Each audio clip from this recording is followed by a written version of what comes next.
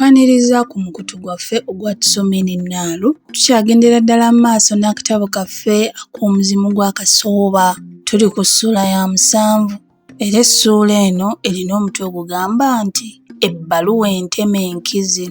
Essuula egenda bw'eti: bwe namala okuteebwa mu nvuba ne nzirayo nyambalagane buto n'omusomo.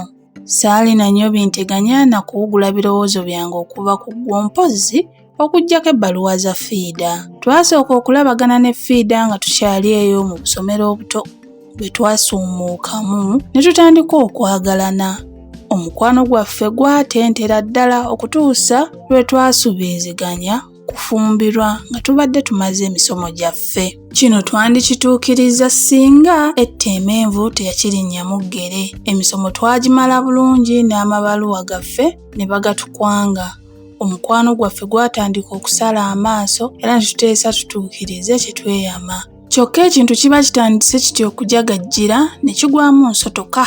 Mu kiseera ekyo nali nsomesa mulimu ku masomero agali mu kitundu ky'Emityana. Eyo gye nasinziiranga ne mpandiikira Fiida ebbaluwa ez'omujjirano n'oluusi okuwuubayo olubu lw'ebigere. Wabula kati bwe ndowooza ku bye twawandiikiragananga mu bbaluwa neesekerera.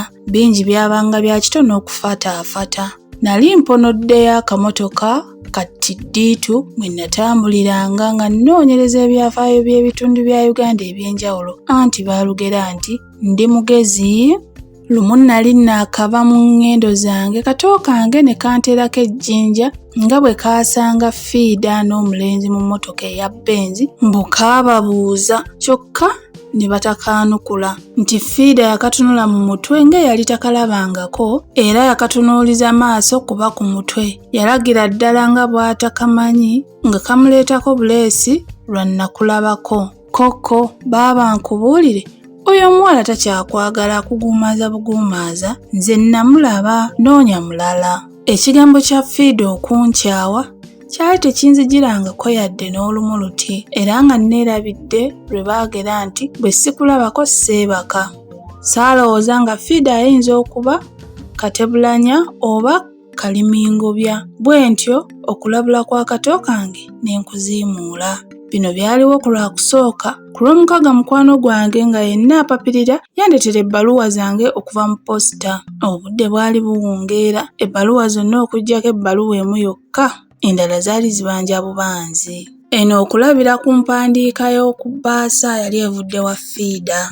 Nayingira ne ngalamira bugazi ku kitanda kyange era ne nsumulula ebbaluwa ya Fiida nga bwe nneegalaata n'okwegalangajja. Muli nga neesunga emboozi ye yasiisiitiranga n'okuwembejjamu n'okuvubiriza emmeeme yange ng'ebadde emmenge eya kululwe. Yatandika eseemya era n'engisoma nga nze nammegeredde. Natuuka awali wasoma, Edi, manyi kye ngenda okukugamba nga bwe kijja okukukuba ewala ebirowoozo. Maze ebbanga nga nkulungutana ne bwe nnyinza okukikugamba. Buli lw'ensonda obuvumu nkyogere, entegetege ne zinfamba ne kisula.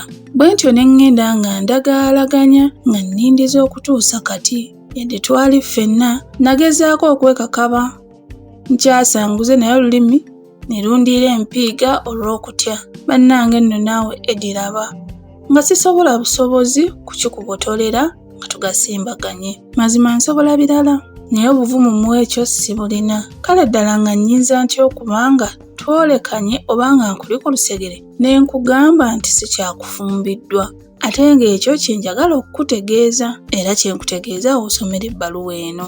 Emmeeme yantyemu kabettwa, omutima ne gumpakuka n'entunnunsi ne zindasirira kumukumu ng'ezimbuukamu. Olutuyo lwanzija mu kyenyi ko nze nti ono omuwala ddala ategeeza ki? Nti ankyaye kikafuuwe. Neeyongera okusoma nga n'olupapula lukankana nti omulungi, olw'ebizibu n'emitawaana ebiguddewo sikyasobodde kukufumbirwa nga bwe tubadde tutegeka. Nawuniikirira n'ebbaluwa n'enva mu ngalo n'egwa nga ndozooledde. Nagolokoka ne ntuula, nali sikyategeera. Mpulira omutwe gwebunga n'amaaso gazzeeko ekifu. Essuubi, eddembe n'essanyu lyange byali byonna bitokomose lumu kati Fiida yali ategeeza nti omukwano gwaffe gwali kkomekome. Ebirowoozo byatayira n'okubyangatana. Ddaaki naddawo ne ngalamira nga nzibiridde. Natandika okwekubagiza nti oba ebbaluwa nali nsomye ewabye nga si yange oba nali ngisomezza matugutugu ng'eŋŋamba kirala. Wabula gye nakomye okubuusabuusa obutuufu bwa bye nali nsomye n'emmeeme gye yakoma okunkalaatira nti bye nali nsomye byali byebyo ddala. Natunula ne nnonda ebbaluwa gye yali egudde ne nnyongera okusoma nti Sweet Eddie, newankubadde bino biguddewo naye nkusaba oleme kunzigya mu mmeeme eyo bulambalamba. Sonyiwa omulungi Eddie, nze nkyakwagala. Neesooza, ono omuwala yali andowooza kuba mubuda oba mutwagguufu wa ngeri ki? Ddala ng'amala atya okunfenyeketerako mbu simanyi akyanjagala. Owa, ono omuwala mu kusoomooza n'okufutyanka yali tamanyiyo mulala. Neewaliriza ne nnyongera okusoma. Nattengo waabwe ndabye era ddala ndabye nnyo nsaana kusabirwa. Mmanyi kati ondowooleza buli kibi kyonna ekiri ku nsi. Siyinza kukunenya n'akatono kubanga nange ekyo nandikoze nga mbadde ggwe. Naye bambi tonyiiga kusukkiriza era lugenderezo. Kyenkoze nkikoze lwa bulungi waffe era luliba lumu netu. Eddie, olw'ekiseera kya kaakano weeraba. Akunkuumira atakuumira mpeera okutuusa lwe weeraba Eddie.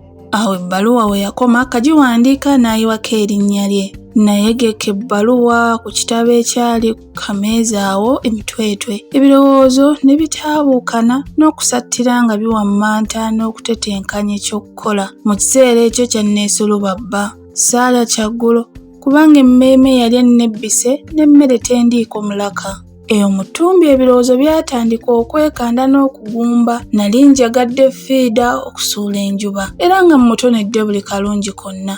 Lwaki yali anneesiigidde eggerenge n'okunnaabira mu maaso? Yali ameze lubuto lwa musajja mulala nga lwe lunzuzudde ng'oluusi bwe zikola, naye ng'ekyo kimulemera ku ky'okumbuulira nga waliwo ebyemmize ebikusike bye yanzibirangako. Osanga mpozzi yali awambyeyo bijooto atamulabye yadde okumujuza nga takyayagala kwesembereza ffe bazikunkunya nga gye bagamba ekomerera ku jjoola. Najjukira ebigambo bya kato kange, oyo muwala takyakwagala. Namira amangu tange embuzi. Emmeeme yange yaseesa n'esembeza mukwano gwange bye yambuulira nga bwe yagwikiriza Fiida mu Kampala ng'akyacyanca n'omuvubuka mu sineema, n'olwokubiri nga bali mu mazina. Ti omuvubuka yalabika ng'ensimbi emuwulira, mwejaasi era mwejalabi. Bunga engeri gy'ajjajjatta okujjaggatta n'okubimbijjamu Fiida esaana kwerabirako. Emmeeme era yalondoba mu byali mu bisegguusi byayo olunaku lwe nali ne Fiida n'omuwala mukwano gwe mu Kampala bamale banzirukeko beevumba ekikuubo nga balengedde Benzi kapyata. Bwe nababuuza ekibaddusizza bamale baŋŋambe nti tudduse eri essajja eriyiseewo mu mmotoka gwe tolabye bwe lijjayo omutwe mu mmotoka ne litulingiriza. Naye maama tetumanyi ng'omwana w'omuntu aliwo n'essajja eryo. Mazima ne libalondoola buli we mudda ng'abalina ekyalyo kye mwalya. Omanyi lyatukwana ne tuligaana. Ate eryo essajja lirina eryoyo ebbi bw'oligaana nga likuwalana. Bwe likulaba n'omuntu omulala nga naye limuwalana. Ye nno bw'aba musajja littamutte. Ko nze nti litya ko bo nti gwe tozannyisa ssajja eryo limutomeza mu mmotoka oba okugulirira abalala ne bamutemula. Weewaawo emmotoka nali ngirabye n'eyagirimu ng'akoonodde era anodde ensi ng'abalingiriza. Naye nze bwe nalaba yali muvubuka so si ssajja. Ate najjukira lwe nali ndaga ejjinja bwe nayisa emmotoka Benzi eyali edda e Kampala ne ndaba abawala babiri abaali batudde emabega nga babwama ng'abaali baataagala mbalabe. Saabeetegereza olw'okubanga twayisiŋŋanya ku yiriyiri. Naye nasigala muli mpulirira ddala akalowoozo akaŋŋamba nti nali ndabye Fiida yennyini ne munne. Nazibuka amaaso ne ndaba Fiida mu kifaananyi kijja. Nali kitengejja mu mmeeme ye era nga ye anguyaaguya buguyaaguya bwe yaŋŋambanga nti wangenzeeko ennaku zonna. Mpozi omukwano gwaffe gwali gusasise nga tegukyadaabirizika. Abakazi! Teyandibadde Fiida n'ankuba ekyama nakukujjala mu buliri era obudde okubujjako eddiba kwe kwavubiriza mu birowoozo byange. Essuula eyo awo wekomye webale kuwuliriza. Neyongera okutegeeza nti tulina omukutu omulala guyitibwa awo lwatuuka, kuliko engero enfume.